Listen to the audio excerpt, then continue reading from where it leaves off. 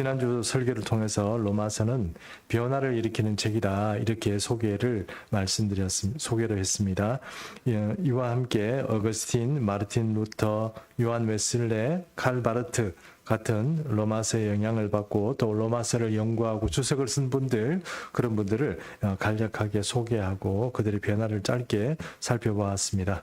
그러나 이 모든 사람보다 사실 이 책의 저자인 사도 바울만큼 로마서를 잘 설명해 줄 사람이 없으리라고 생각합니다. 그래서 오늘은 사도 바울의 삶부터 먼저 함께 조명해 보도록 하겠습니다. 먼저 1절 말씀 우리 한번 같이 보도록 하겠습니다. 1절 말씀 우리 같이 합독하겠습니다. 예수 그리스도의 종 바울은 사도로 부르심을 받아 하나님의 복음을 위하여 택정함을 입었으니.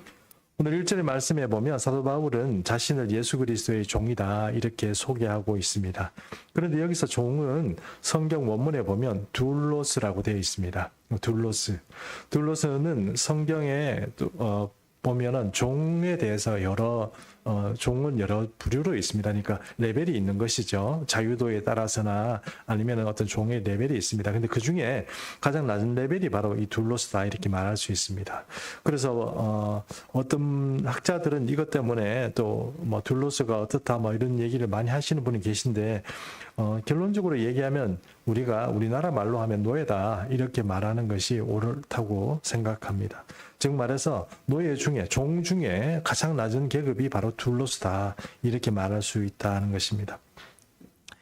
그래서 둘로스는 말 그대로 인간 취급받지 못하는 노예 수준의 신분의 종이다 이렇게 말할 수 있고, 당시 로마에 유행했던 그런 말처럼 당나귀는 말 못하는 짐승이고 이 둘로스는 말하는 짐승이라 이렇게 말하라고 그런 말들이 유행했다고 합니다. 그만큼 말하는 짐승이다 이렇게 말할 정도였으니 그 당나귀하고 이렇게 견주어서 이렇게 비교했으니 얼마나 그 신분이 낮고 천했는지 이해할 수 있을 것입니다. 그러나 우리가 이 둘로스란 말에 주목해야 하는 것은 사실 우리 모든 인류가 이 둘로스입니다. 누구의 둘로스입니까? 세상의 왕인 마귀의 둘로스입니다.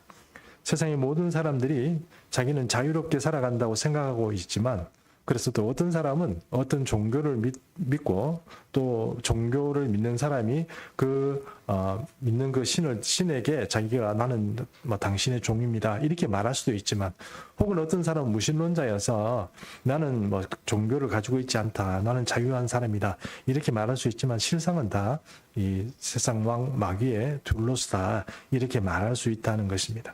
사실 사도 바울은 여러분 어떤 분인지 여러분 우리가 대부분 잘 이해하고 있으리라고 생각합니다. 사도 바울도 사실은 예수 그리스도의 종이 되기 전에 자기는 만군의 여호와의 종이다 이렇게 말했을지 모르지만, 사실은 만군의 여호와를 핍박하고 그분의 하는 뜻을 방해했던 사람입니다. 어떻게 보면 이 사도 바울도 사실은 자기가 나중에 깨닫고 보니까 바로 마귀의 짓을 자기가 스스로 행했던 사람이다 이렇게 말할 수 있습니다. 그러므로 사도 바울은 이전에는 어떤 종이었습니까? 세상왕 마귀의 둘로스였습니다. 착각한 그런 둘로스였다 이렇게 말할 수 있다는 것입니다. 그래서 사도 바울은 이 마귀의 둘로스가 아니라 이제 예수 그리스도의 둘로스가 되었다고 그렇게 로마서 1장 1절에서 자기를 소개하고 있습니다. 이런 사도 바울의 편에는 우리가 이 로마서를 읽으면 조금 그런 어떤 느낌이 들지만, 이것이 굉장히 자랑스럽고 대단한 일이라는 식으로 이 사람들에게 자신을 소개하고 있습니다. 자신은 매우 예수 그리스도의 둘로스가 된 것이 매우 자랑스럽고 대단한 것이다 이런 느낌을 주는 어떤 그런 소개를 하고 있다는 것입니다. 그래서 여기 보면 이 어떤 의미에서 이 사도 바울이 이런 자신감이 있는 그런 자기 소개를 하고 있느냐. 그것은 하반절에 1절 하반절에 보니까 사도로 부르심을 받아 하나님의 복음을 위하여 택정함을 입었다 이렇게 말합니다. 그래서 이 사람은 예수 그리스도의 둘로스가 된 것이 세 가지의 어떤 것을 가지고 내가 이렇게 어떤 특징을 가지고 있다 이렇게 말하고 있는데, 첫 번째는 바로 이 사람이 부르심을 받았다는 것입니다.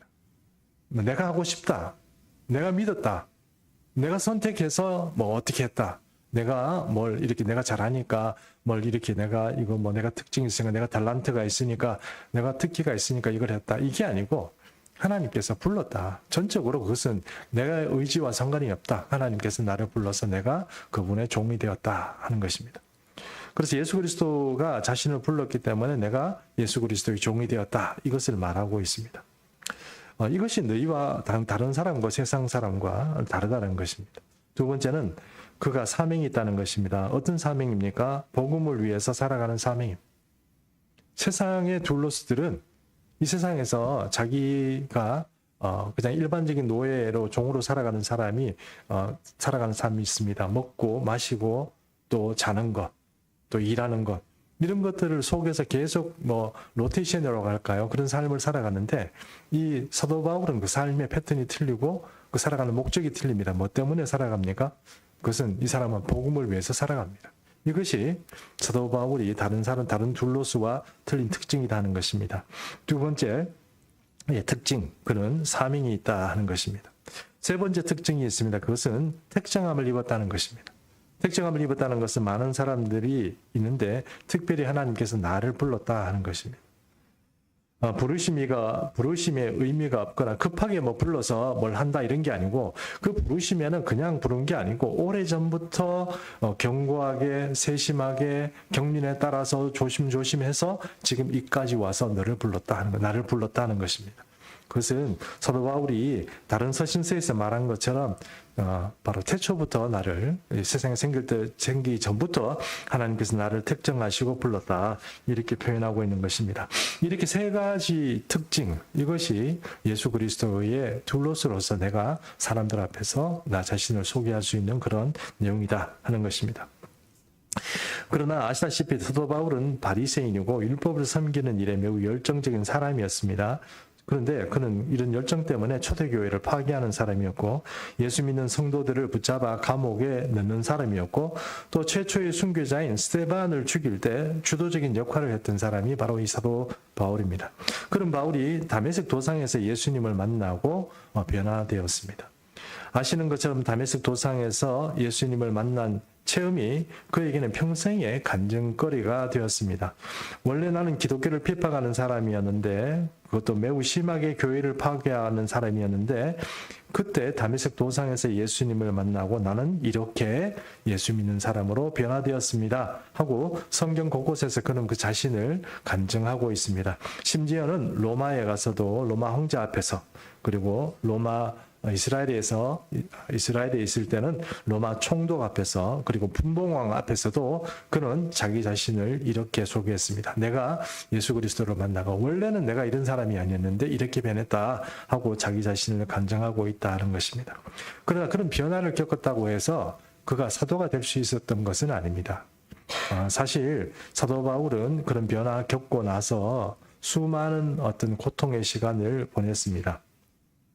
그 고통의 시간은 성경에서 보면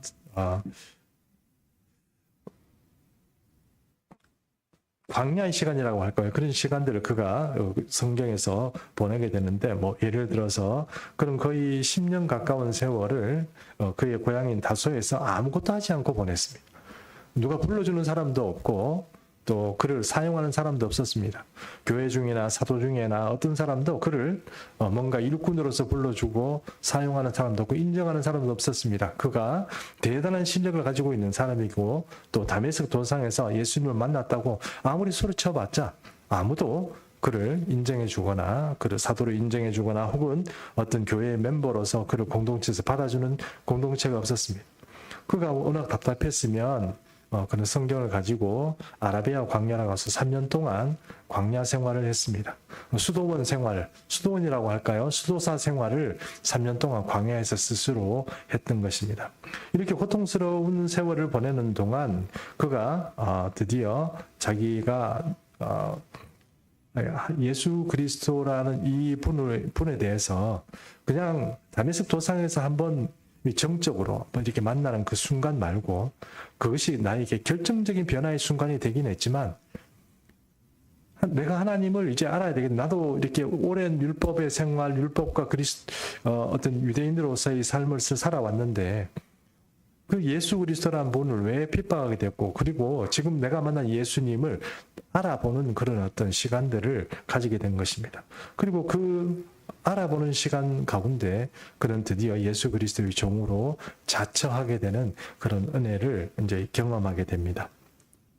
이제 2절과 3절을 한번 보겠습니다. 로마서 2절에서 3절 한번 같이 읽겠습니다. 2절, 3절 같이 읽습니다. 시작.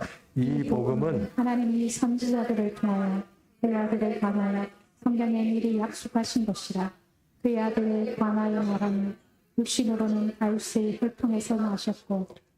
사도 바울이 발견한 것입니다. 그러니까 사도 바울이 사도로 출발하게 된 어떤 것을 자기가 가지고 사도로서 내가 이 무기를 가지고 사람들에게 이 세상에다 전해야 되겠다 하고 말하는 생각한 이 첫 번째는 뭐냐면 선지자들이 전해준 이야기입니다.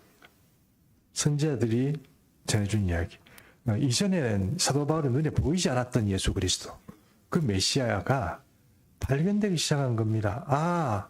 성경에 선지자들이 얘기했던 이분이 예수님이었구나 하는 것을 사도 바울은 발견하게 됩니다. 이 발견하게 되는 그것이 굉장히 자기에게 큰 힘이 된 것이죠. 그래서 성경을 통해 이 메시아 예수가 성경의 장구한 세월들 혹은 수천 년 혹은 가까우기에는 몇백 년 전에 이 선지자들이 얘기한 그 이야기들, 그런 이야기들이 전부 예수 그리스도를 주목하고 있고 그를 증거하고 있다는 것을 사도 바울은 발견하게 된 것입니다. 그래서 2, 3절의 말씀처럼 성경이 예수님을 예슈아 하마시아, 그러니까 하마시아라는 것은 예슈아라는 예수님을 말하는 거, 하마시아 메시아다 하는 것, 하라는 것 정관사고 그 메시아다 하는 의미입니다. 그러니까 예수님이 그 메시아였구나 하는 것을 발견한 것.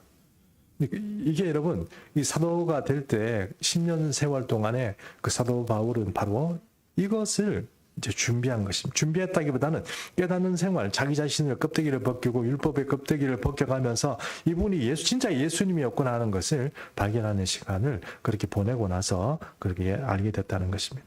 우선 이사야 11장 1절에서 2절 말씀만 보겠습니다. 제가 1절 읽겠습니다. 이새의 줄기에서 한 싹이 나며 그 뿌리에서 한 가지가 나서 결실할 것이요 그 위에 하늘과의 영, 곧 지혜와 총명의 영이요 모략과 재능의 영이요 지식과 여호와를 경외하는 영이 강림하시리니. 여러분 아시다시피 이새는 누구입니까? 이새는 다윗의 아버지입니다. 그러니까 이새의 줄기라는 것은 이새의 가문입니다. 다윗의 가문, 그 왕가의 가문에서 한 다윗의 후손 중에 어떤 한 후손이 나타나는데 이 사람은 여호와의 영의 기름 부음을 받는다고 그랬습니다. 여호와의 영이 어떤 영입니까? 지혜, 여기 보니까 여호와의 영, 곧 지혜와 총명의 영이요 모략과 재능의 영이요 지식과 여호와를 경외하는 영이 임한다고 그랬습니다. 여호와의 영으로 기름 부음을 받는다고 그랬습니다. 그 기름 부음을 받는 한 사람이 있는데 그 후손이 다윗의 후손이라고 그렇게 얘기를 했습니다. 예수님이 다윗의 후손이라는 것은 제가 얘기하지 않아도 여러분 다 아실 것입니다. 이게 왜 예전에는 안 보였을까요? 다윗의 후손, 이분이 예수님이었구나 하는 것을 사도 바울은 알게 된 것입니다. 자, 이사야 7장 14절 한번 보겠습니다. 이사야 7장 14절입니다. 우리 같이 합독하겠습니다. 시작. 그러므로 주께서 친히 징조를 너희에게 주실 것이라. 보라, 처녀가 잉태하여 아들을 낳을 것이요 그의 이름은 임마누엘이라 하리라. 여기서 임마누엘이라는 뜻이 뭔지 아실 겁니다. 하나님께서 우리와 함께 세상 사람들과 함께 하신다 하는 의미입니다. 누가 어떤 하나님이 세상의 사람들과 함께하는 하나님입니까? 예수님이 그분입니다. 그분이 이 땅에 오셨는데 그분이 어떻게 오셨습니까? 동정녀 마리아에게 온다 이렇게 말했습니다. 이사야는 예수님 오시기 전에 700년 전 7세기 8세기 선지자 중에 하나입니다. 그러므로 최소한 700년 이상 전에 예언했던 분이 이사야입니다. 아까 조금 전에 있었던 이사야 말씀도 마찬가지고 지금 이 7장의 말씀도 마찬가지고 이사야는 탁월한 선지자로서 그런 예수 그리스도에 대해서 자주 언급하고 예언했던 선지자 이렇게 말했습니다. 처녀가 잉태했다는 것은 누구를 말합니까? 동정녀 마리아의 수태를 말하는 것입니다. 또 이사야 61장 1절 한번 보겠습니다. 1절을 보겠습니다. 이 말씀도 중요한 말씀이 우리 한번 같이 읽도록 하겠습니다. 시작. 주 여호와의 영이 내게 내리셨으니 이는 여호와께서 내게 기름을 부으사 가난한 자에게 아름다운 소식을 전하게 하려 하심이라. 나를 보내사 마음이 상한 자를 고치며 포로된 자에게 자유를, 갇힌 자에게 노임을 선포하며. 유사야 61장 1절의 이 말씀도 주 여호와의 영이 내리는 한 사람에 대해서 말합니다. 여호와의 영이 내린다, 기름 부음을 받는다. 이 말 자체가 메시아란 뜻입니다. 메시아의 기름 부음을 받는다는 것이 세 사람이 있죠. 잘 아시는 것처럼 왕이 되거나 제사장이 되거나 선지자가 되는 사람이 기름 부음을 받습니다. 그러니까 하마시아라고 하마시아, 이게 발음이 좀 제가 유대인이 아니어서 그렇게 하지는 못하지만 하마시아 되는 사람은 예수 그리스도밖에 없는 겁니다. 그 메시아에게 기름 부음이 있는 것입니다. 어떤 기름 부음이 있습니까? 주 여호와의 영으로 기름 부음을 받습니다. 이분이 오시면 어떤 일이 벌어집니까? 가난한 자에게 아름다운 소식을 전하고 또 마음이 상한 자를 고치고 포로된 자에게 자유를, 갇힌 자에게 노임을 선포합니다. 인생이 자유롭게 되지 못하고 갇혀있는 또 악한 마귀, 세상의 왕인 이 마귀의 둘러서가 되어 있는 사람에게 자유를 줄 수 있는 가장 유일한 방법의 사람, 그 마시아, 하마시아가 온다는 것입니다. 그분이 예수 그리스도라는 것입니다. 여러분 아시는 것처럼 누가복음 4장에는 이 이사야 61장의 말씀을 가지고 예수님께서 사람들 앞에서 설교했다가 쫓겨나는 일이 있었다는 것을 여러분 잘 아실 것입니다. 이 말이 너희 귀에 응하였느니라. 이게 예수 그리스도께서 나사렛 회당에서 처음 사람들을 향하여서 자기가 누구라는 것을 선포한 말씀입니다. 그 말을 선포하자마자 여러분 쫓겨났습니다. 예, 그분이 예수 그리스도였다는 것입니다. 자, 이사야 53장 4절 이 말씀만 우선 우리가 한번 같이 이사야에 있는 말씀 같이 한번 보겠습니다. 이사야 53장 4절 5절 말씀인데 제가 4절 읽겠습니다. 그는 실로 우리의 질고를 지고 우리의 슬픔을 당하였거늘 우리는 생각하기를 그는 징벌을 받아 하나님께 맞으며 고난을 당하였다 하였노라. 그가 찔림은 우리의 허물 때문이요 그가 상함은 우리의 죄악 때문이라. 그가 징계를 받음으로 우리는 평화를 누리고 그가 채찍에 맞음으로 우리는 나음을 받았도다. 예, 채찍에 맞는다는 것은 여러분 이스라엘 형벌 중에 없다고 제가 한번 말씀드렸습니다. 이스라엘 형벌 중에는 없습니다. 그러나 로마의 형벌 중에는 있죠. 그래서 예수 그리스도께서 이 하마시아가 이 땅에 오는데 이생 왜 죽어야 되냐? 이렇게 이거는 죽어야 되는 예수님이 왜 십자가에 죽어야 되느냐? 그분이 여기에 나와 있는 것처럼 우리 때문에 죽었다는 거예요. 사도 바울은 그것을 발견한 겁니다. 예수님이 왜 십자가에 죽었냐? 유대인들이 생각한 것처럼 나무에 달린 자는 저주받은 자니까 당연히 저게 하나님 앞에 악한 짓을 하다가 나무에 달려 죽었다. 유대인들은 그렇게 생각하는 거예요. 그러나 그 죽은 것이 우리는 생각하기를 그는 마땅히 죄를 범했기 때문에 죽는다 이렇게 얘기를 하겠지만 사실은 그가 우리를 위해서 죽었다 하는 것입니다. 사도 바울은 거기서 우리도 이런 예수님을 생각할 때마다 마음이 먹먹해지는데 사도 바울이 자기는 얼마나 많은 사람들을 죽이고 또 스데반도 죽이고 교회를 그렇게 핍박했는데 얼마나 마음을 치며 후회했을까 그런 생각을 좀 해보는 것입니다. 모르긴 해도 사도 바울은 눈물 꽤나 흘렸지 않을까 생각합니다. 저도 목사가 되는 길에 목사가 되지 않으려고 참 노력을 많이 했습니다. 목사가 되는 길이 뭐 그렇게 좋아 보이지 않았기 때문에 그렇습니다. 근데 지금 생각해 보니까 그때 순종하고 빨리빨리 따라왔으면 얼마나 좋았을까 생각해 봤지만 지금 생각은 그렇겠지만 그게 그렇게 왜 하필 사람들도 많은데 나를 불렀냐? 내가 꼭 가야 되냐? 그렇게 하나님께 저항할 때가 많았습니다. 그러나 어느 순간 깨달았을 때 참 그리고 나서 그런 목사가 되겠다. 그렇게 결단하고 나서 수많은 눈물과 그런 은혜를 받았습니다. 그것은 평신도들이 또 받기는 좀 힘들지 않겠나 생각이 합니다. 목사가 되었기 때문에 받았다. 이렇게 말씀드리고 싶은 것은 아닌데 어쨌든 자기가 사명을 깨닫고 가는 사람이 흘린 눈물은 정말 많지 않겠나 생각합니다. 여러분 아시는 것처럼 다윗은 주여 내 눈물을 주의 눈물병에 담으소서 했습니다. 왕이 칠칠지 못하게 전쟁 칼을 가지고 전쟁하러 나가야 되는 사람이 늘 침상을 적시며 울었다고 하니 얼마나 이 눈물 흘릴 일이 주를 위해서 살아가는데 많겠냐는 것입니다. 사도 바울도 마찬가지죠. 그가 눈물 많이 흘렀다 이런 표현을 말하지는 않지만 그가 분명히 그들의 자기 가슴을 찢는 그런 후회와 회개와 그 눈물 정말 많이 흘렸지 않을까 이렇게 생각합니다.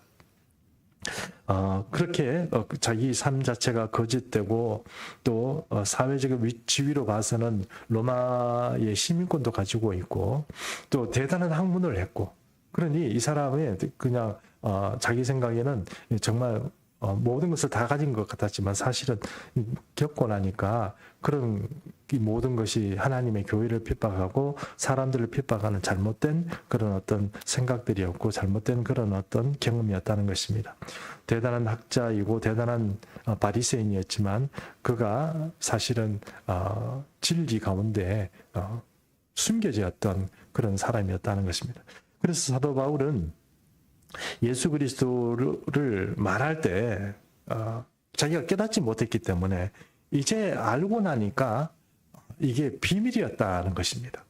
지금까지 이 선지자들이 말했던 이런 수많은 이야기들, 그런 이야기들이 사도 바울이 자기가 계속 이 책들을 읽었을 텐데도 깨닫지 못했는데 그것은 무엇 때문에 그랬냐?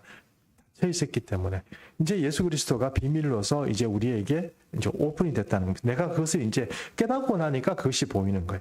골로새서 1장 26절 한번 보겠습니다. 골로새 1장 26절 제가 읽겠습니다. 이 비밀은 만세와 만대로부터 감추어졌던 것인데 이제는 그의 성도들에게 나타났다 그랬습니다. 예수 그리스도를 깨닫게 되는 거 이것이 만세 그리고 만대로부터 이 얘기는 여러분 성경 속에 이 선지자들이 적어도 아브라함 시대만 해도 여러분 이삭을 죽이려고 했을 때 여호와 이레라고 그랬잖아요. 여호와의 산에서 준비되리라 그 뜻이 아니고 원래 뜻은 뭐라고 그랬습니까? 여호와께서 보여주시리라 이렇게 하는 뜻이라고 그랬습니다. 그게 뭡니까? 예수님께서 십자가 못 박혀 죽으시는 그리고 이삭이 죽는 것 같이 예수님이 죽는 그런 표징이 된 게 수천 년 전에부터 시작해서 이사야와 아모스, 호사야 예레미야, 모든 선지자들, 다니엘, 그리고 말라기까지 순간순간 모든 선지자들이 예수 그리스도에 대해서 나심과 또 살아가신 그 생애와 죽으심과 부활까지 속속들이 기록하고 있다는 거. 그러니 사도 바울이 만세와 만대로부터 숨겨져 있던 게 이제 와서 우리 예수 그리스도께서 이제 와서 그 비밀이 우리에게 드러났다 이렇게 말하는 겁니다. 비밀이 드러났으니까 이제 알고 나니까 자기는 여기서 그대로 살지 못하는 거예요. 내가 둘러스러서 하나님의 종으로 살아가겠다 이렇게 결단이 생겼다는 것입니다. 죽음에 그리고 또 하나 사도 바울이 이 로마서 1장 1절에서 7절 사이에서 이 자기가 가지고 있는 어떤 힘 이것에 대해서 두 번째 이야기를 하고 있는 것은 무엇이냐면 바로 그게 부활의 힘입니다. 로마서 1장 4절 한번 보겠습니다. 로마서 4장 1절, 4절, 5절 말씀인데요. 제가 4절 읽겠습니다. 성결의 영으로는 죽은 자들 가운데서 부활하사 능력으로 하나님의 아들로 선포되셨으니 곧 우리 주 예수 그리스도시니라. 그로 말미암아 우리가 은혜와 사도의 직분을 받아 그 이름을 위하여 모든 이방 중에서 믿어 순종하게 하나니. 구약성경에 보면 저는 좀 이해 안 되는 게 있었는데 그게 뭐냐면 구약성경에 보면 시체를 만지면 7일 동안 부정해요. 시체를 만지면 7일 동안 부정합니다. 7일 동안 부정하다는 얘기는 뭐냐면 7일 동안 집에 못 들어간다는 얘기예요. 7일 동안 집에 못 들어가는 게 아니고 이스라엘 진영 자체에 못 들어갑니다.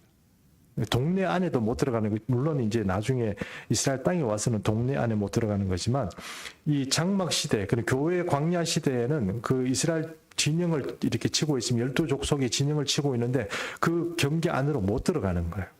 그 전에 좀 이해가 안 갔어요. 뭐 시체 만진 게 뭐냐, 뭐 우리 요즘 시대로 따지면 장례식장도 자주 가고 그러는데 뭐 시체 만졌다고 뭐 이렇게 부정하다고 그러냐 이렇게 생각할지 모르지만 이 부정하게 되는 사람이 정결하게 되는 이 조건이 있습니다. 그게 뭐냐면은 7일 동안 무조건 지나야 되고 그리고 또 자기 몸을 씻어야 되고 7일이 지나고 나서 그리고 정결케 하는 정결 제물로 자기에게 뿌려야 됩니다. 정결 제물은 제가 가끔씩 설교를 통해서 어떻게 만드는지 말씀을 드렸기 때문에 다시 설명하지는 않겠습니다.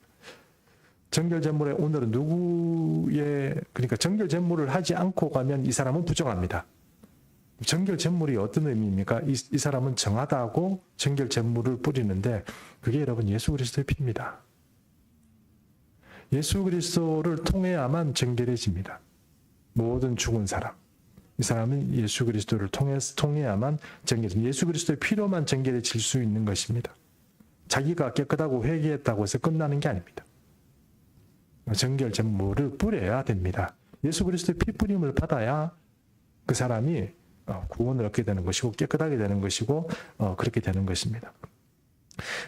죽음의 세력이 있습니다. 죽음의 세력은 우리에게 질병을 주고 연약함을 주고 노쇠하게 만듭니다. 원래 우리는 늙어 죽지 않도록 만들어져 있습니다. 하나님께서 우리를 그렇게 만드신 게 아니에요. 그런데 여러분 아시는 거죠? 죄를 통하여서 이 죽음의 뿌리가 가지고 있는 여러 가지 가지들이 우리를 병들게 하고 노쇠하게 하고 우리가 이렇게 또 다치기도 하고 이 인생의 모든 질고를 경험하게 합니다. 그런데 이 죽음의 세력을 하나님께서는 적극적으로 차단하시는데 그것은 7이라는 숫자를 통해서 완벽하게 차단하려고 하시는 것입니다. 이 완벽하게 차단하려고 하시는 것, 이 예수님께서 이 땅에서 부활하셨을 때 여러분 잘 아시는 것처럼 막달라 마리아가 예수님 만지려고 했을 때 뭐라고 말씀하십니까? 나를 만지지 마라. 왜요? 아직 하나님으로부터 정결함을 받지 못하였다고 말하지 않습니까? 며칠 만입니까 그때가? 3일 만이죠. 3일 만에 부활하셨잖아요. 여러분 아시죠? 예. 그리고 나중에 도마를 만났을 때 어떻게 말씀하십니까? 마음대로 만지라고 그러죠. 예, 그러면 우리가 정확하게 알지는 못하지만 어떻게 알 수 있습니까? 주님께서 7일이 지나서 제자들 말고 특별히 도마 앞에서 나타나셨구나 하는 것을 알 수 있습니다. 그 7일이 어떤 의미입니까? 죽음의 세력, 죽음의 영향력에서 완전히 자유하게 되는 그런 시간을 7일이라고 얘기합니다. 그래서 그것은 하나님께서 정하신 것입니다. 그게 우리가 7일이 어떻다 이런 의미가 아니고 정하셨다는 것입니다. 예수 그리스도의 부활의 소망, 이것은 모든 악의 영향력, 죽음의 영향력이 가지고 있는 그 힘을 완전히 꺾어버리는 거예요. 완전히 꺾어버리는 거예요. 그러므로 여러분 우리가 예수 믿게 되고 구원을 얻는다고 전도를 받는다는 것은 두 가지 의미를 가지고 있습니다. 우리가 예수 믿고 구원을 얻는다는 의미도 있고 또 하나의 의미가 있는데 그것은 예수 그리스도께서 부활하신 것처럼 우리도 나중에 부활할 것이다 하는 이 두 가지를 다 가지고 있는 것. 너 죽지 그러나 살 거야 하는 것입니다. 그러므로 이것이 부활의 첫 열매가 되고 모든 사람에게 이 부활의 소망을 주게 되는 그런 어떤 그 첫 번째 사인, 그것이 예수 그리스도의 그런 어떤 다시 살아나심이다 이렇게 말할 수 있습니다. 자, 그러면 이 두 가지 메시지를 이 사도 바울이 가지고 이제 로마서뿐만 아니고 모든 사람에게 내가 사도된 이유가 이런 거야. 선지자들이 다 계속 역사적으로 수세기, 또 수백 년 동안 미리미리 얘기해 주셨던 이 예수님을 내가 이제 발견하고 내가 이제 진짜 이 메시지를 가지고 여러분에게 선포하는 거야. 그리고 이분 여러분 아시는 것처럼 3일 만에 살아나셨어. 살아나신 분을 나는 못 봤지만 여러 본 사람들이 그 중에 본 사람 중에 지금도 살아있는 사람도 많다. 여러분 아시는 거 고린도전서에서 그런 말씀도 하고 있지 않습니까? 자, 그런데 지금 로마서를 쓰면서 로마서의 강해를 듣고 있는, 함께 우리 은혜를 나누고 있는 우리와 사도 바울이 또 무슨 상관입니까? 사도 바울은 그렇게 좋아, 대단하시네요 이렇게 말할 수 있지만 그게 우리와 무슨 상관입니까? 로마서 1장 6절 우리 같이 읽습니다. 시작. 너희도 그들 중에 예수 그리스도의 것으로 부르심을 받은 자입니다. 여러분, 사도 바울의 얘기는 이겁니다. 내만 그렇게 된 게 아니고 너희도 예수 그리스도의 것, 예수 그리스도의 것이 무엇입니까? 너희도 예수 그리스도의 둘로스다 이 말입니다. 너희도 예수 그리스도의 둘로스다. 나만 둘로스가 아니고 너희도 예수 그리스도의 둘로스다. 너희도 부르심 받았던 내가 하나님의 부르심을 받은 것처럼, 그래서 나에게 사명이 있고 또 특정함이 있는 것은 너희도 사명이 있고 특정함이 있다. 그것을 지금 말하는 거예요. 나하고 똑같은 사람들이다. 너희가 누구요? 여기서 너희라는 것은 사실 정확하게 말하면 로마의 교인들입니다. 그리고 더 정확하게 말하면 로마의 교인들 중에 이방인들 그리스도인입니다. 유대인들만. 유대인들을 통해서 유대인들에게 말하고 싶지만 유대인들은 지금 로마에서 쫓겨나가지고 지금 좀 지금 헤매는 상황이고, 로마 교회는 유대인 그리스도인과 이방인 그리스도인이 약간 충돌을 일으키고 서로 조금 이렇게 패권을 다투고 있는 그런 상황인데, 그런데 그때 패권을 쥐고 있던 이방인 그리스도인에게 로마서가 보내지는 것입니다. 그래서 너희도 부르심을 받았으니 나하고 좀 다른 방식으로 부르심을 받았지만 사명이고 특정함도 있으니 너희가 이 네로 황제의 이 폭압 중에도 너희가 믿음을 지키고 그렇게 살아가라 하는 것입니다. 결론적으로 이런 얘기를 좀 이제 했으면 좋겠습니다. 설교를 좀 준비를 했는데 오늘 여러 행사가 있다 보니 조금 한 10분 정도 줄어가지고 제가 그냥 오늘 조금 다 이렇게 준비했던 거를 좀 넘기고 그렇게 말하겠습니다. 그럼 오늘 우리가 그럼 둘로스로 살아가는데 우리 어떻게 살아야 되느냐? 그러면 어떻게 둘로스적인 어떤 삶을 살아갈 것인가? 좀 묵상하는 가운데 여러분 송명희 시인 아시죠? 송명희 시인이 이런 시를 썼습니다. 이런 어떤 시냐면 이런 시입니다. 예수 그 이름 나는 말할 수 없네. 그 이름 속에 있는 비밀을, 그 이름 속에 있는 사랑을, 그 사랑을 말할 수 없어서 그 풍부한 표현 못해서 비밀이 되었네. 그 이름 비밀이 되었네.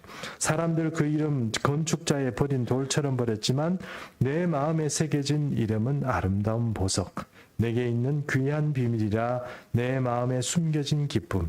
예수 오 그 이름 나는 말할 수 없네.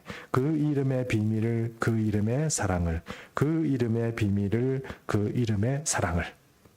송명희 시인이 어떤 분이라는 것을 여러분 잘 아실 것입니다. 그분이 예수 그리스도를 알게 되고 나서 그 비밀, 예수 그리스도와의 그 비밀을 알게 되고 나니까 사도 바울도 마찬가지 아닙니까? 자기는 학자지만 이전에 보이지 않았던 것들 성경을 통해서 이 예수 그리스도가 진짜 그 하마시아구였구나 하는 것을 알게 되는 순간 그럼 완전히 변화되는 거예요. 송명희 시인도 마찬가지 아닙니까? 누구를 통해서 전도를 받았는지 모르지만 이 사람이 전도를 받고 예수 그리스도를 꾸준히 알아가는 순간 예수님을 알고 나니까 도저히 자기 입으로는 표현할 수 없는 이 예수 그리스도가 너무 소중한 이 보석 같은 이 비밀이 되어가지고 내 속에 지금 와 있는 거예요. 우리가 여러분 사도 바울처럼 살자 이렇게 말할 수는 없어요. 여러분 중에 혹시 처녀총각 손 한번 들어보세요. 처녀총각 우리 교회도 있는데 왜 손 안 드십니까? 처녀총각 있습니다. 우리 교회도. 처녀총각 여러분 만약에 기회가 되시고 여러분 하나님 이제 부르심이 있으면 사도 바울처럼 살아가십시오. 사도 바울처럼. 축복합니다. 근데 우리 대부분은 어떻습니까? 벌써 결혼도 했고 틀렸습니다. 사도 바울처럼 살기는 틀렸어. 그냥 우리는 지금 이 상황 가운데서 살아가야 됩니다. 근데 우리 상황에서 살아가는데 어떻게 하면 그러면 사도 바울이 말한 것처럼 하나님의 둘로서로서 하나님의 것으로서 살아가느냐. 그것은 사실 예수 그리스도의 그 비밀을 우리 속에 간직하는 것입니다. 여러분도 마찬가지고 저도 마찬가지고 우리 삶을 통하여서 예수 그리스도를 알게 되고 깨닫게 되는 그런 순간들이 있습니다. 그것들이 추억으로 많이 쌓이면 그것이 사실은 둘로스적인 삶이 되는 것입니다. 딱히 우리 생각에는 내가 많은 일을 하여야 하나님의 둘로스다 생각하시면 여러분 그거는 오산입니다. 하나님의 비밀을 아는 것이 우선입니다. 그것을 하나님의 비밀을 아는 것, 예수님의 비밀을 깨닫는 것이 우선입니다. 그것이 예수님이 우리 속에 오셔서 내 속에 가장 귀한 보석으로 비밀로 자리 잡을 때 그는 그때부터 둘로스적인 삶을 살아갈 수 있는 것입니다. 예수 그리스도의 것으로 살아갈 수 있는 것입니다. 그렇지 않으면 우리가 그 비밀을 깨닫지 못하면 지속적으로 우리는 인간적인 욕심과 탐욕과 인간적인 생각에 신앙생활을 함에도 불구하고 거기에서 벗어나지 못하는 삶을 살아갈 수밖에 없는 것입니다. 둘로스, 그것은 완전히 내 자유가 박탈된 것입니다. 내 삶의 주도권이 예수 그리스도에게 가는 것이고 내 삶의 모든 부분, 내 시간들, 내 물질 그리고 내가 가지고 있는 모든 것들이 주님께 이전되는 것입니다.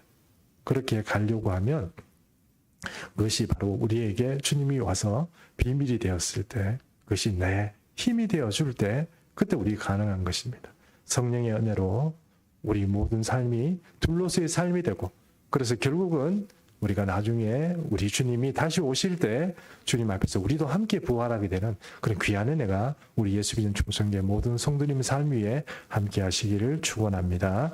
이제 우리 다 같이 일어나셔서 우리 결단 찬송하겠습니다.